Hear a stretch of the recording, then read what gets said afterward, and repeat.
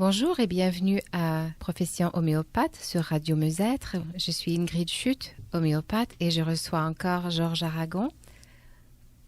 Bonjour Georges. Bonjour Ingrid.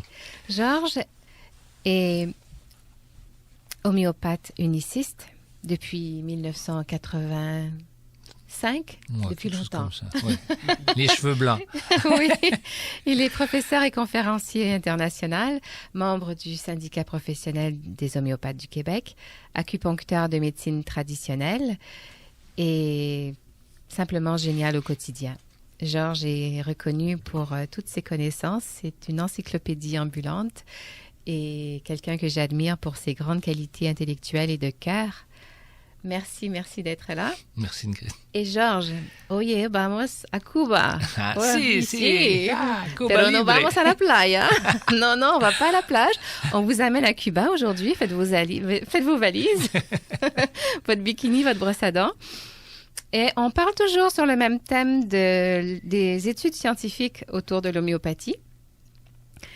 Mais vous aurez le temps de faire un petit tour à la plage si vous voulez. Georges, j'ai eu le bonheur de rencontrer Gustavo Bracho Oui. de l'Institut Finlay à Cuba. Il était venu passer une semaine à Montréal dans le cadre d'un colloque international sur les épidémies. Et j'avais fait une entrevue avec lui que j'ai publiée dans un article que vous trouverez sur mon site Internet, dans la section des articles publiés, les épidémies, lorsque les immunologues traitent les épidémies avec l'homéopathie. Parce qu'il y a une étude très, très intéressante et extraordinaire que Gustavo Bracho de l'Institut Finlay a menée à Cuba dans le cadre d'une épidémie qui a été enrayée grâce à l'homéopathie. Mais avant de vous parler de ça, j'aimerais vous mettre un petit peu dans le contexte de Cuba, un contexte social et historique. L'île de Cuba, internationalement renommée pour la qualité de ses soins médicaux et pour son avancement dans la recherche médicale. Avec peu de moyens. Avec très peu de moyens, oui, justement. Parce que c'était un blocus américain, donc il n'avait vraiment pas... surtout après la perte de l'URSS qui les sous-finançait. Exactement. Donc pour eux, ce qui marche, ce qui peut servir à la population, ce qui peut les soigner, allez hop, on met ça dans notre poche, on s'en sert, c'est ça qu'on prend, il n'y a pas d'intérêt financier. Donc, les soins médicaux, l'avancement médical à Cuba, c'est connu comme Barrabás dans la Passion. Et c'est en 1846 que la Havane a vu naître sa première clinique homéopathique. Ah, tiens. En 1850, une épidémie de choléra est soignée par homéopathie dans la province centrale et graduellement, l'homéopathie est de plus en plus pratiquée à travers toute l'île et finalement, elle est intégrée en 1992 au ministère de Santé publique. En 1995, la direction des médecines naturelles et traditionnelles est aussi intégrée au ministère de Santé publique. Donc, comme on disait, ce qui fonctionne, on l'adopte. Entre 1994 et 2004, l'incontournable efficience de l'homéopathie étant plus d'une fois constatée, elle se mérite une place de choix par son intégration totale au sein de chaque polyclinique de toute l'île, dès 2004. Fabuleux, hein? Ouais. L'homéopathie est aujourd'hui pratiquée par plus de 300 000 médecins cubains auprès de millions d'habitants. Ah oui. Et là, en 2007, badang, c'est l'épidémie de leptospirose. Raconte-nous ce qui se passe, Georges. D'abord, un mot sur la leptospirose. C'est une maladie donc, qui est un parasite. Un parasite qui est un spirochète. Les spirochètes, c'est des formes de parasites. L'un, le plus connu, c'est la syphilis. Hein, et la leptospirose est de la même famille. C'est une maladie, en fait, ce spirochète, il se transmet par l'eau parce que par contamination de l'eau des déjections animales. Donc, quand il pleut beaucoup, et c'est en fait les épidémies de leptospirose à Cuba particulièrement, mais ailleurs dans le monde, se manifestent lors des grandes saisons de mousson ou de pluie tropicale intense qui durent pendant des semaines. Et à ce moment-là, l'eau diluvienne qui tombe du ciel inonde tous les terrains, inonde tous les endroits où les animaux sont paquets, et ça contamine l'eau potable. Mm-hmm. Donc c'est ça la situation, et cette maladie a un niveau de mortalité élevé, particulièrement chez les personnes affaiblies et chez les enfants.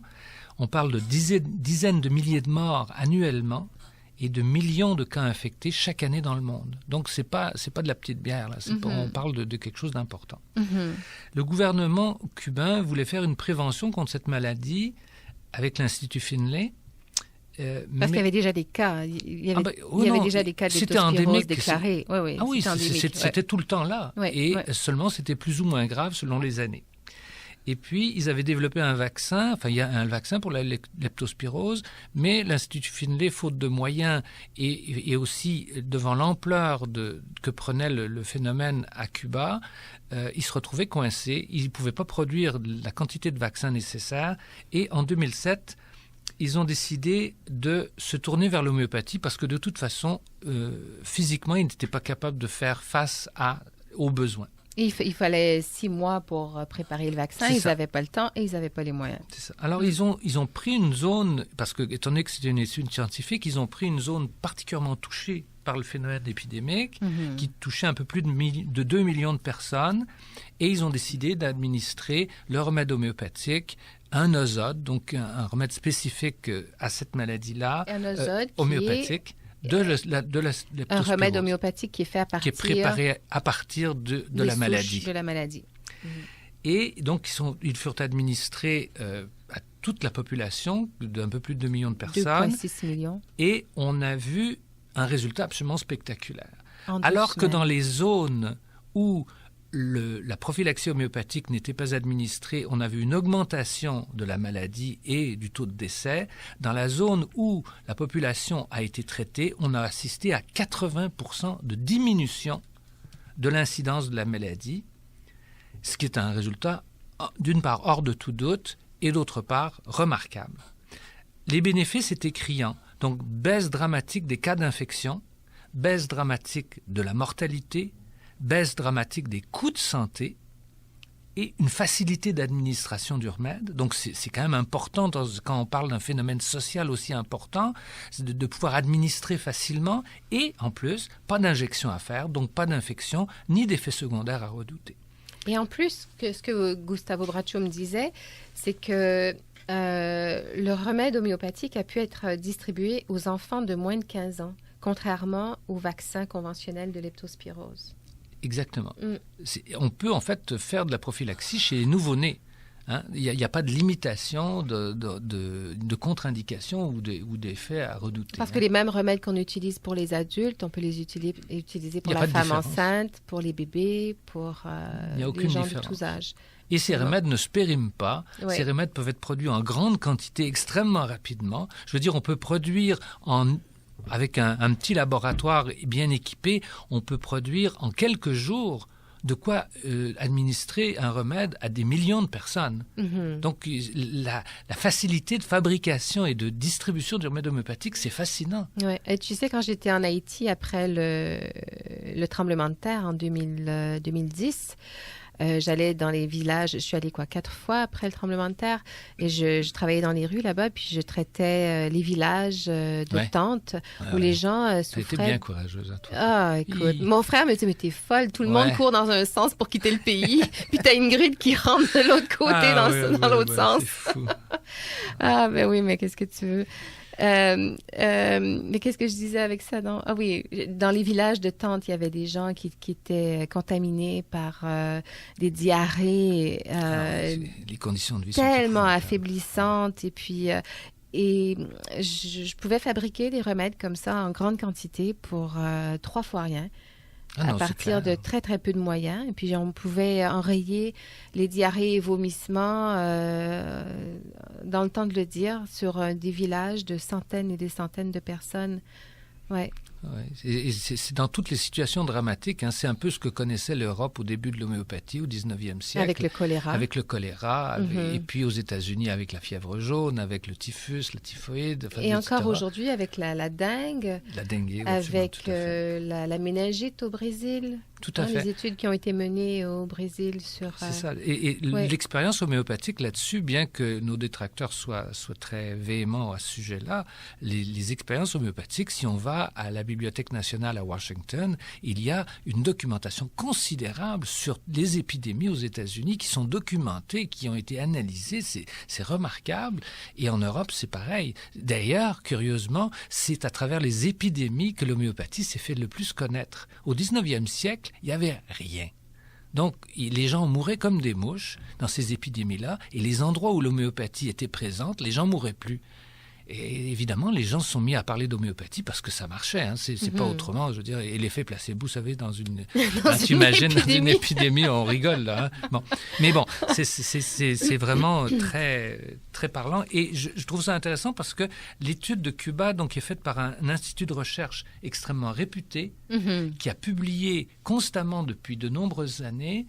Et curieusement, l'étude sur la leptospirose traitée par l'homéopathie, ils ont été refusés de publication dans chez tous les éditeurs de revues scientifiques qui n'ont pas voulu parce qu'ils ont peur de se faire discréditer. Quoi, c'est tout. Et c'était souvent comme ça. Hein? Et le prix Nobel von Behring dont je parlais à la dernière émission, c'est seulement après avoir reçu son prix Nobel qu'il a voulu parler de ses connaissances et de son admiration pour l'homéopathie, parce qu'avant ça, il n'osait pas en parler parce qu'il savait qu'il allait se faire discréditer. Et puis, Donc, cette étude à Cuba sur la leptospirose est un autre exemple de l'efficacité de l'homéopathie et de son apport scientifique, en fait. La distribution de l'homéopathie se fait facilement, elle se fait de façon efficace et elle soigne de façon spectaculaire. Donc, mais j'aimerais quand même dire quelque chose, Ingrid, parce que c'est important. On n'est pas en train de dire que les gens ne doivent pas se faire vacciner. Hein? Non. Non, mais c'est important. L'homéopathie représente une possibilité prophylactique importante, surtout dans les pays où il n'y a pas de moyens, mais c'est significatif que nous, on n'est pas en train de dire ça. Hein. On n'est pas en train de dire ne vous faites pas vacciner. Il y a des alternatives, certes, mais bon. Il y a des alternatives, mais ce qui est intéressant, c'est que cette étude a été menée dans les règles de l'art. Absolument. Et elle démontre encore une efficacité. Et ce qui est intéressant, c'est que ce pays, Cuba, n'est pas dirigé par les intérêts financiers, mais veut simplement soigner sa population et se sert de l'homéopathie, comme en Inde d'ailleurs. Et on verra dans l'étude suisse dont on va parler juste après que c'est un peu le même principe, en Suisse cette fois-ci. Et encore une fois, le meilleur verdict de l'homéopathie, c'est d'en faire l'expérience. Et donc, vous voyez, l'homéopathie, c'est pas une médecine de petits rhumes et de petits bobos. Et la prochaine fois qu'on essaiera de vous en convaincre, posez-vous la question, mais d'où vient cette source et qui a donc intérêt à vous faire croire une chose pareille? Nous allons procéder à une petite pause. Restez des nôtres. Vous écoutez Profession homéopathe sur Radio Musêtre et on reçoit Georges Aragon.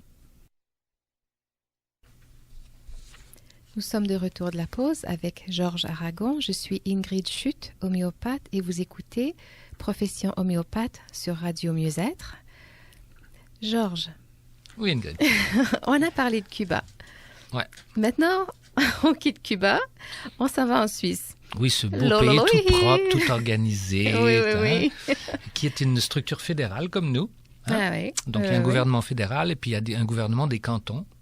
Et les cantons, comme au Canada, sont responsables de la santé. Mais le gouvernement fédéral a le droit donc de guider et de mener des études et d'encadrer globalement la santé des Suisses. Et comme c'est un pays très bien organisé, ils font des travaux pour mesurer l'efficacité et la qualité des soins que la population a, mais d'une manière très démocratique. C'est extraordinairement démocratique. Une partie de ma famille est suisse, et on a des amis homéopathes en Suisse.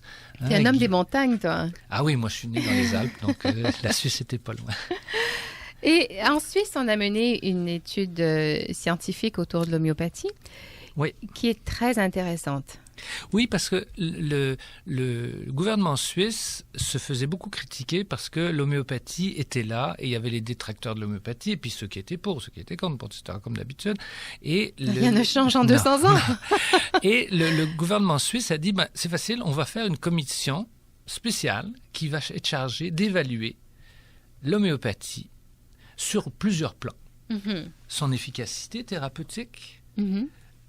Ses bénéfices au niveau de la santé globale, sur le plan économique, combien ça coûte, est-ce que c'est profitable, mm-hmm. et sur le plan de l'appréciation de la population. Oui. Bon. Donc, ce qui sont des critères assez importants. Hein? Il y a des critères plus objectifs de d'autres subjectifs. Mm-hmm. Et cette étude a été menée vers la fin des années 2000 et ses conclusions ont été publiées après plusieurs années donc, de recherche. C'est quoi les conclusions de cette étude? D'abord, c'est que l'homéopathie est efficace comme thérapeutique pour traiter l'ensemble des problèmes de santé de la population. Donc, ils ont dénoté une efficacité des soins homéopathiques. Deuxième chose, le niveau de satisfaction des patients traités en homéopathie a été remarquablement élevé. Les patients remarquant que non seulement leurs symptômes disparaissaient ou diminuaient de façon significative, mais que la qualité de vie, leur qualité de vie était significativement améliorée. Donc un critère subjectif mais qualitatif. Oui. Troisième chose qui est très importante, le coût moyen de la pratique homéopathique et des soins livrés par l'homéopathie était significativement inférieur au coût de la médecine traditionnelle. Mm-hmm. Et en dernier, c'était quand même un point important, il disait, sur le plan environnemental, la médecine homéopathique est un plus, puisqu'elle ne pollue pas. Il n'y a pas de conditions particulières non plus pour le stockage, l'élimination, etc., des remèdes. Et il n'y a pas d'effet secondaire. Et moi, ce que j'aime bien comme végétarienne depuis l'âge de 15 ans et vegan depuis je ne sais plus combien, c'est que ce n'est pas testé sur les animaux. C'est vrai. Hein? Tout à fait vrai. En fait, c'est testé sur nous. Oui, sur nous, c'est ça. Ouais. C'est nous les cobayes. C'est nous les bénéficiaires. À nos risques et périls. C'est ça. C'est nous les bénéficiaires, c'est donc sur nous qu'on essaye. Voilà. Il faut un certain courage pour être homéopathe. Hein, c'est sûr. sûr. Oh mon Dieu, tu me le diras. Et donc, suite à cette étude, le gouvernement fédéral suisse a mené des consultations, parce qu'ils consultent, hein, c'est très démocratique la Suisse, visant auprès des cantons pour intégrer la médecine homéopathique et voir comment ils pouvaient le faire avec d'autres médecines alternatives, hein, pour les intégrer à leur système de santé et financer un programme visant à intégrer l'enseignement de ces formes de médecine à l'enseignement global de la médecine, ouais. Et avec des diplômes, avec tout un système, hein, d'encadrement qui est en place maintenant. Donc, il y a des diplômes, il y a des titres, etc. Et les homéopathes sont considérés absolument de même niveau que des médecins de médecine traditionnelle. Oui. Et on retrouve ça au Portugal, on retrouve ça dans différents pays où les homéopathes ne sont plus considérés comme des parents pauvres ou des gens qu'on regarde bizarrement dans la rue, mais comme des thérapeutes à part entière et d'efficacité remarquable. Et on va regarder avec, tu sais, bientôt Denis Fournier va venir parler avec nous de l'histoire de l'homéopathie. Et on va voir comment l'homéopathie était enseignée sur toute la côte est américaine, hein, dans les universités. Ah oui, il y avait jusqu'au siècle dernier, en fait, il y a beaucoup de choses qu'on ignore sur la médecine homéopathique et on va tout découvrir. Oui, il y avait des écoles de médecine homéopathique. Oui. Et à Montréal, on a eu notre hôpital homéopathique. Oui. On va voir ça avec Denis Fournier. Chers auditeurs, hein, vous allez regarder ça avec nous, là. Tenez-vous au courant de la suite de nos émissions. Alors, je te laisse continuer, Georges. Vas-y. C'est que l'étude suisse est particulièrement pertinente. C'est un pays sérieux, qui est crédible dans ses démarches, qui fait pas les choses pour rien, qui prennent leur temps. On connaît la proverbiable côté paisible et pacifique des Suisses. Et cette étude confirme donc que l'homéopathie peut être à la fois un système alternatif et complémentaire en santé, viable au plan économique, efficace au plan clinique et d'une grande acceptabilité sociale, ce qui est un critère significatif aujourd'hui. Et ce qui est intéressant avec le côté efficience aussi, c'est-à-dire que à petit coût, elle a un effet très profond. Il me semble que dans cette étude, on lisait aussi que les gens qui consultaient en homéopathie trouvaient que c'était une médecine qui prévenait beaucoup. Hein? Oui. Hein, c'est une médecine préventive dans le sens où un enfant, par exemple, qu'on amène pour une otite, l'otite est soignée en profondeur, l'enfant est soigné en profondeur au lieu de le marteler d'un traitement qui l'affaiblit. L'enfant est renforcé et l'otite ne revient pas. Hein? Il va pas avoir des otites répétitives qui vont se compliquer vers autre chose, mais au contraire, l'homéopathie va renforcer la santé. Donc, pour l'argent qui est investi dans le traitement, on a des résultats profonds et prolongés. C'est ça. Et non seulement les otites ne reviennent pas, mais l'état de santé de l'enfant est meilleur à long terme. Mm-hmm. Et ça recoupe très très bien les observations des livres du 19e siècle où les homéopathes étaient de père en fils homéopathes et traitaient des petites communautés dans lesquelles ils vivaient. Et ils voyaient 3, 4 générations de fil, les dossiers se transmettaient et ils voyaient qu'en fait les familles traitées en homéopathie étaient de moins en moins malades aiguës, de moins en moins malades chroniques, oui. Et que même les maladies miasmatiques qui étaient héritées de génération en génération disparaissaient au fil des traitements homéopathiques. C'est quand même extraordinaire. Et l'étude suisse, en fait, apporte de l'eau au moulin, quoi. Tu me parles de ça, Georges, et je vois ma fille Léna que tu as traitée depuis ma grossesse. Et quand elle était petite, Léna, tu la soignais toujours. Oh mon Dieu, je sais pas combien de fois tu lui as sauvé la vie. Mais je me souviens, quand elle était petite, elle allait à l'école. Et puis, quand elle était malade, aussitôt, je lui donnais une petite granule. Et puis, pouf, elle se levait, puis elle allait à l'école. Et puis, je me souviendrai toujours d'un jour, elle m'a dit « Ah non, maman, me donne pas de granule. Je veux manquer l'école comme tout le monde. » Je veux pas aller à l'école. Non, me donne pas les granules, maman. Non, laisse-moi être malade un petit peu. Je veux rester à la maison, moi aussi.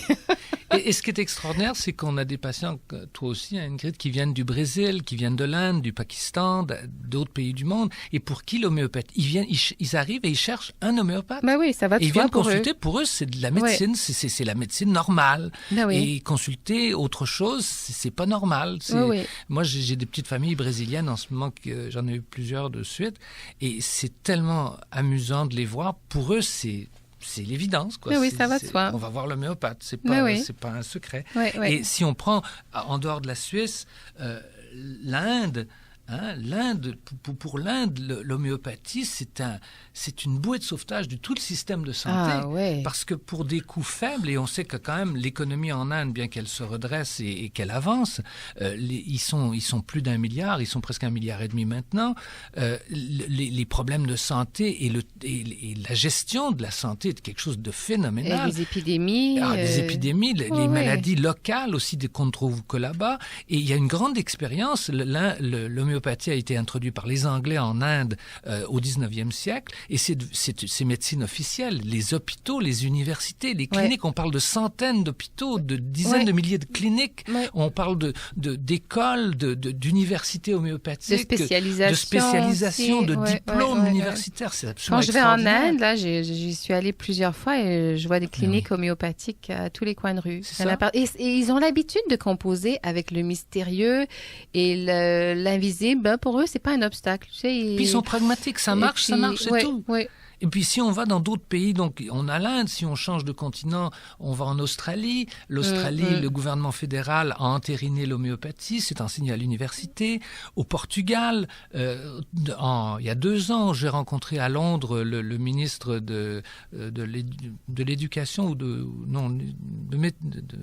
médecine de la santé publique du Portugal. Il venait d'avoir une nouvelle loi, c'est pour ça qu'on l'avait invité, et ils ont une nouvelle loi où la médecine au Portugal, la médecine homéopathique est entérinée comme étant une médecine de première intention et avec une formation universitaire, etc. On va en Afrique du Sud, c'est la même chose. On va en Allemagne, qui est le berceau de l'homéopathie. L'homéopathie, c'est la médecine de tous les jours. Et il faut dire qu'en Ontario aussi, maintenant. Et voilà. Et maintenant, en Ontario, on a un ordre professionnel. C'est ça, le premier ordre au Canada. Oui, premier ordre au Canada. Et on attend... on espère avoir... En 2015, c'est l'année dernière déjà. Oui, en 2015. Et on a été proclamé. Et nous, on traîne un petit peu de la patte. C'est sûr qu'au Québec, on verra. On traîne encore un petit peu de la patte. L'important, c'est qu'on fasse bien notre travail. Bah, c'est ça. Et puis que les gens qui ont envie de profiter de cette médecine puissent y avoir accès, c'est ce qui est important. C'est ça. C'est en fait la seule chose, parce que dans les autres pays, on a la Norvège, la Hollande, enfin l'Angleterre. Tous ces pays ont une tradition homéopathique extrêmement bien implantée et qui se maintient parce que c'est efficace, ça fonctionne. Autrement, ça serait plus là. C'est fou de penser que des centaines de millions de personnes par année utilisent l'homéopathie juste pour faire joli. C'est un peu ridicule. Et des médecins aussi qui ont une spécialisation et qui tout à fait. Des chirurgiens qui en Europe, énormément d'homéopathes sont médecins. Au Canada, c'est plutôt l'inverse. C'est surtout les non-médecins qui sont homéopathes. Aux États-Unis aussi. Ils peuvent être naturopathes ou comme moi aussi acupuncteurs. Mais en Europe, la tradition, ou en Inde aussi, il y a énormément de médecins de médecine générale qui sont homéopathes et qui ne pratiquent que l'homéopathie. Mais l'essentiel, ce que j'aimerais souligner, c'est que l'essentiel, médecin ou pas médecin, c'est que l'homéopathe que vous consultez ait une formation spécialisée en homéopathie. Parce que en acupuncture, on cherche, pour un traitement en acupuncture de qualité, on cherche un acupuncteur, qu'il soit médecin ou pas. Puis on aurait peur de se faire piquer par quelqu'un qui connaît rien. Exactement. En ostéopathie, on va chercher un ostéopathe, qu'il soit médecin ou pas. Et en homéopathie, c'est pareil. C'est important de consulter un homéopathe bien formé. Oui, pour le bien de la population, parce que l'idée, c'est que c'est très exigeant l'homéopathie. Ça demande des années d'études. Ça prend 4 ans d'études avec des stages, etc. Donc un homéopathe professionnel, c'est vraiment quelqu'un qui a une formation intense, qui après ça suit des cours post-gradués toute sa vie pour améliorer encore sa compétence. Et grâce à ça, on a un groupe d'homéopathes au Québec bien formés qui peuvent assurer une qualité de soins et une professionnalité qui est tout à fait intéressante. Georges, il nous reste déjà presque plus de temps. Est-ce que je parle d'une citation de Tagore ou bien est-ce qu'on parle d'un remède d'urgence? On parle de Tagore, donc.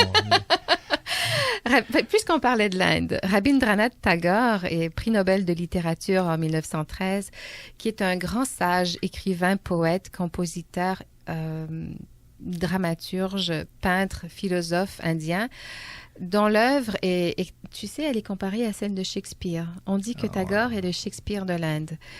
Et il écrit son premier poème à l'âge de 8 ans. Il était un grand ami de Gandhi. Et bon, là, je ne vais pas m'emporter à parler de Tagore parce que sinon, vous allez me perdre. Mais bref, c'est un prix Nobel de littérature. Et Tagore disait ceci de l'homéopathie. Depuis très longtemps, en fait, c'est peut-être toi qui devrais le lire avec ta voix d'homme. Tiens, lis-nous ça, Georges. Depuis très longtemps, je crois fermement en la science de l'homéopathie. Et je suis heureux de constater qu'elle est aujourd'hui encore plus répandue en Inde que dans son pays d'origine. L'Allemagne. Oui. Elle n'est pas une simple accumulation de médicaments, mais une véritable science, munie d'une philosophie rationnelle à sa base. Et ça, c'est on ne va pas faire un cours de philosophie scientifique, mais c'est important de savoir que l'homéopathie, effectivement, est une des rares médecines à avoir un bagage théorique considérable, avec des principes, avec des méthodes d'utilisation qui sont remarquablement bien définies, qui ont été raffinées au fil des siècles, mais qui, dès le départ, Hahnemann était un esprit scientifique remarquable. Il a fait des découvertes scientifiques intéressantes et il est vraiment, par sa rigueur, il a inspiré tout le mouvement homéopathique. C'est comme ça, c'est pas autrement. Et ça, c'est rare dans une médecine d'avoir un bagage scientifique structuré sur lesquels tout le monde s'entend. Il y a pas un remède homéopathique est connu par le même nom, le même acronyme dans le monde entier. Les principes philosophiques de l'homéopathie sont acceptés inchangés partout dans le monde. Et ce qui est intéressant, c'est que depuis les 200 ans d'existence de l'homéopathie, maintenant, on a plus de 4000 remèdes, mais aucun remède... Hahnemann n'en avait que 80. Il n'en avait que 80, mais depuis les premiers remèdes jusqu'à aujourd'hui, aucun remède n'a été retiré des tablettes sous prétexte qu'il serait dangereux. Non, on n'a jamais fait « Oups, non, ok, celui-là, on va le retirer. On va enlever celui-là aussi. » Non, ils sont toujours aussi pertinents. Les mêmes remèdes de Hahnemann sont encore pertinents. Est-ce que c'est déjà tout le temps dont on dispose, Alain? OK. Donc, on doit déjà se dire au revoir.